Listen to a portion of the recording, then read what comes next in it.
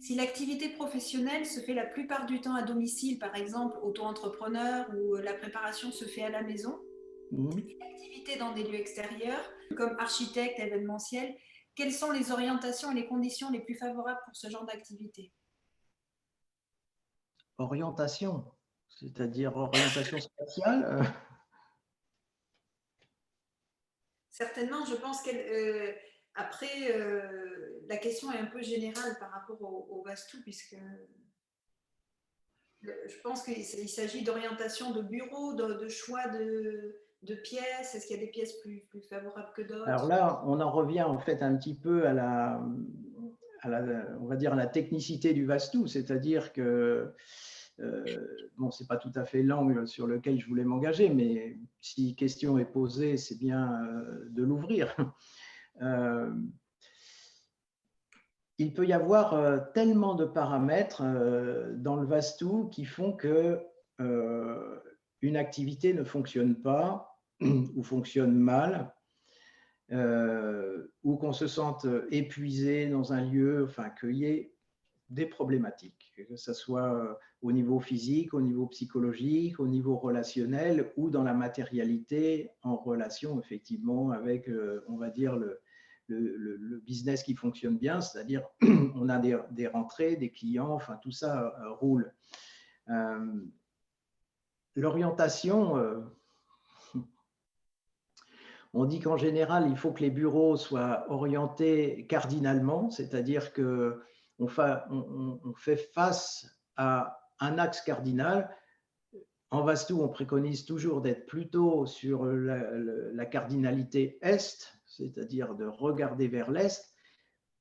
Mais là aussi, il faudrait voir le bureau en question, parce que peut-être qu'être orienté vers l'est et être orienté vers un mur avec la porte derrière soi, ce qui n'est pas du tout bon en termes d'énergie. Donc, il y a un ensemble de paramètres sur lesquels on doit s'appuyer pour trouver, on va dire, l'endroit correct. Alors, c'est vraiment difficile de réduire, si vous voulez. C'est ça aussi la magie du Vastu. Enfin, le Vastu, c'est un art traditionnel. Et dans les traditions, il n'y a pas de, on va dire, de recette.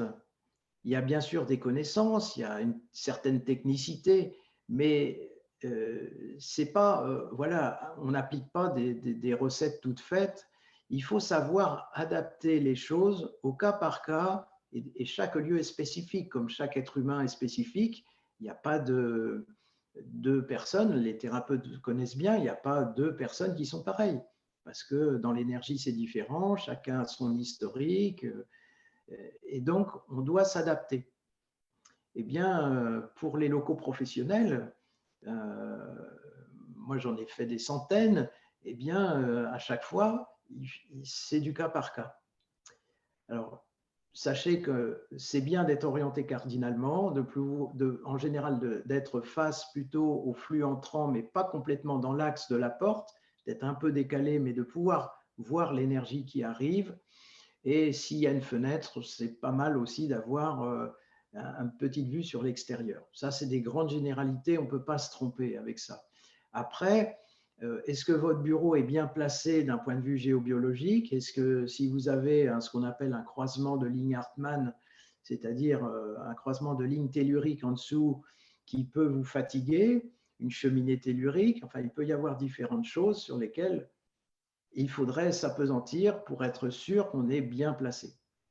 Voilà, je ne pense pas aller plus loin sur cette question, mais euh, c'est vrai pour même dans le domaine, dans tous les domaines. De toute façon, le Vastu s'occupe du bien-être. Et le bien-être, ce n'est pas simplement dans le monde professionnel, c'est partout, partout.